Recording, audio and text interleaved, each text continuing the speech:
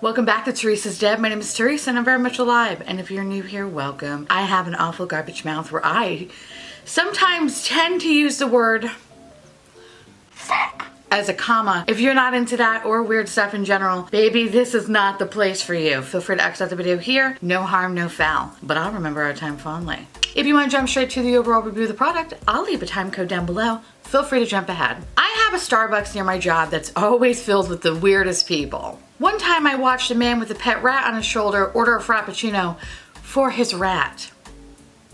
So that is the level of weirdness I experience at the Starbucks near where I work. And honestly, I think about that experience every single time I'm in a Starbucks, and I cannot get it out of my mind. Anyway, welcome to Midtown. Now, this past week I've had probably the weirdest interactions with the baristas I have had in a hot minute. So if they're not confusing me and calling me Vicky, this is what happens. One day I walked in, I went up to the counter, I said my food and drink order, and the girl just stared at me blankly for about 1 minute, like just...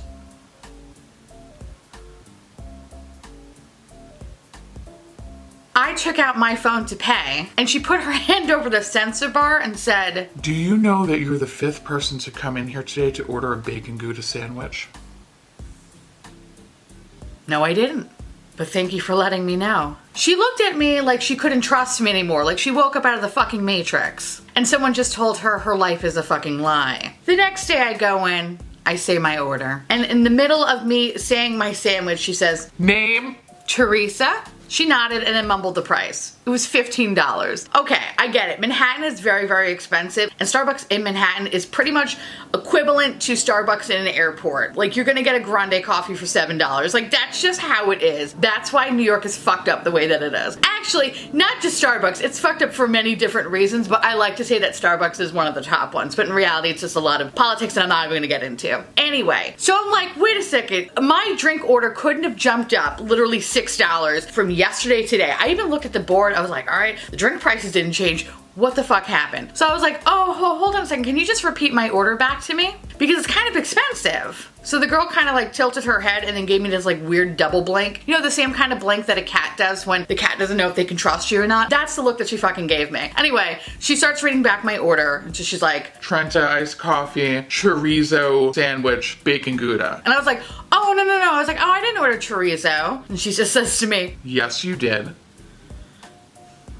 so I'm like trying to think for myself, like maybe I fucked up. Maybe I said, you know, Trenta, bacon Gouda, chorizo. Like maybe I fucked up. And I'm like, no, pretty sure, because I don't really even like the chorizo sandwich. It's really not that great. And come for me in the comments, bitch, because it really isn't. No, I'm pretty sure I didn't say that. And so again, she just kind of just stares at me, gives me the weird double blink thing. I said, oh, I think I know what happened. I said my name, Theresa, chorizo, chorizo. It kind of sounds the same, actually. I'm trying to make a joke because this situation is really stupid and whatever. I'm just trying to be lighthearted about it. And this girl just does this to me. So you don't want the chorizo sandwich? No. Okay. All right, cool. So I leave. The next day I go in there. I go up to her, I say my order, and she just stares at me. She doesn't even press any buttons on the fucking computer. She's just like this. The intensity of her stare is scaring the shit out of me. Because now I'm thinking like, oh my god, Michael Myers or somebody's fucking behind me and they're about to kill me. Because that would make the most fucking sense right now. Because I don't understand why she's seeing right through me. So I turn around, there's nobody there.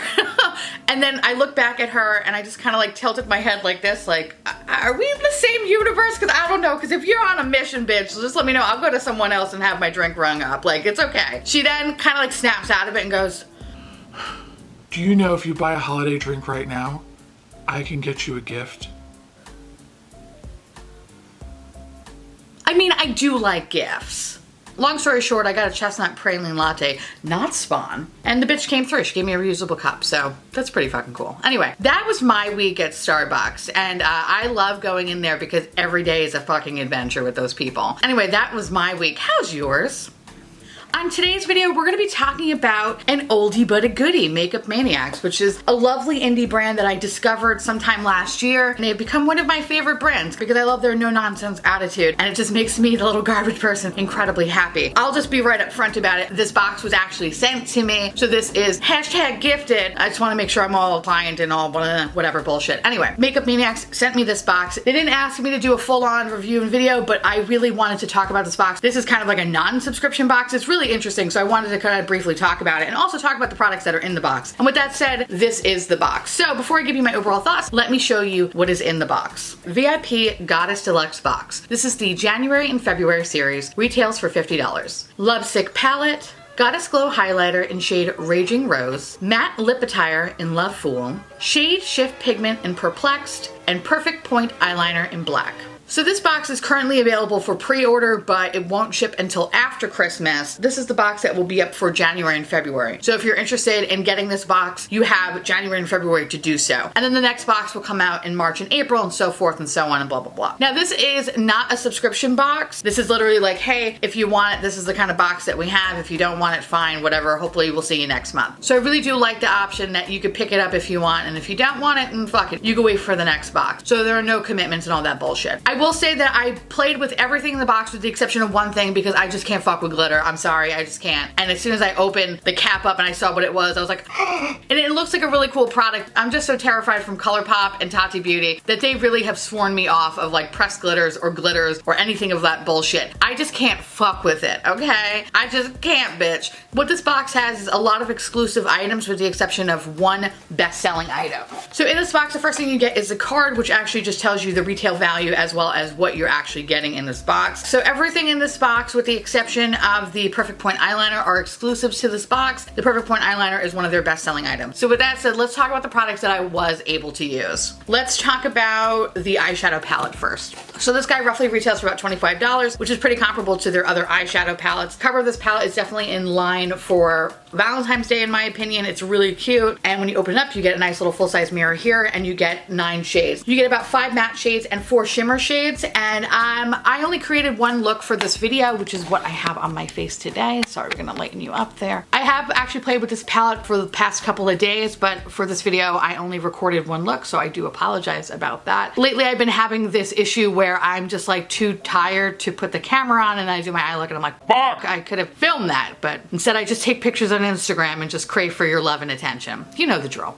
Anyway, this color story is very beautiful, but to be completely honest, this is something that I would never reach for because this, I don't know, this is very girly to me. This is very Valentine's Day. You know, it totally fits the aesthetic of what they're trying to do. But for me, I'm more of like a grungy yellow and green pus kind of boy. I'm not really a Cupid Valentine's Day kind of bitch. You know what I mean? In any case, the color story, while it doesn't speak to me, it's very, very beautiful. The mattes, I really didn't have an issue with the exception of Cupid and XOXO. Those are the 2 shades I feel like were just like a little bit more on the light side. So I felt like I was kind of like digging into the pan to show any sort of pigment. I don't want to say that like as soon as you put it on your eye, you don't get any pigment. It's just a very light wash of color. However, in that same breath, I will say that anytime that I was using some of the darker shades, I would really utilize these 2 shades to kind of lighten things up and diffuse some harsh lines, and that worked perfectly. So I kind of understand why they're there, but at the same time, I just wish they had a little bit more pigment. Does that make sense? The white shade is fantastic. I love testing out white shades because I usually find that white shades in any palette, with the exception of like maybe 3 that I could think of, are usually terrible. This is a really good white, and it's so perfect for an inner corner highlight, or if some of you bitches like to do that fucking brow highlight bullshit, whatever, I guess you could use it for that. But for me, inner corner, perfect. The shimmer shades in this palette I found to be completely wonderful. I use them actually both with setting spray and no setting spray. I like it with setting spray because it gives me that pop that I'm looking for, but these are fucking beautiful though. I don't experience any sort of weird burning or any sort of weird irritation. It's fantastic. So while I'm really not into this color story per se, I think it does its job and it does make for a really cute Valentine's Day palette. Now, the next product that you get in here is probably like my favorite thing, and this is their highlighter, and it's the Goddess Glow highlighter, and this is in the shade Raging Rose. When I opened it up initially, I thought, oh fuck, this is gonna be too dark for me. Bitch! This is not dark for me whatsoever. It's actually really fucking beautiful, and I love how fucking slutty and alien-esque and blinding kind of highlighter you want to have on when you're about to do really dirty things in the back of a car. You know what I'm saying? Like, you know when that light just hits you the right way and you're like, bitch. Like that's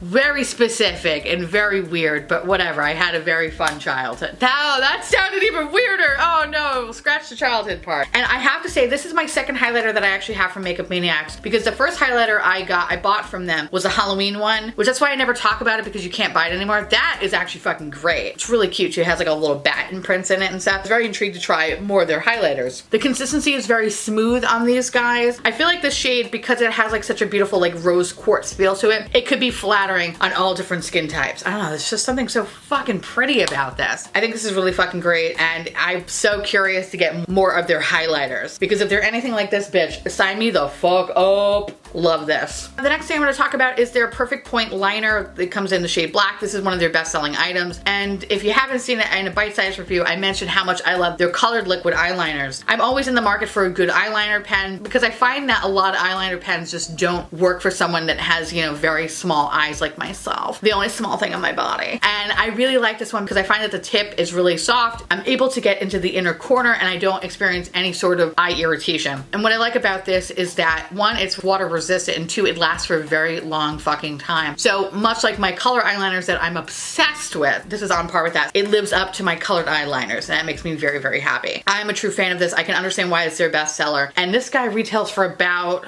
$12?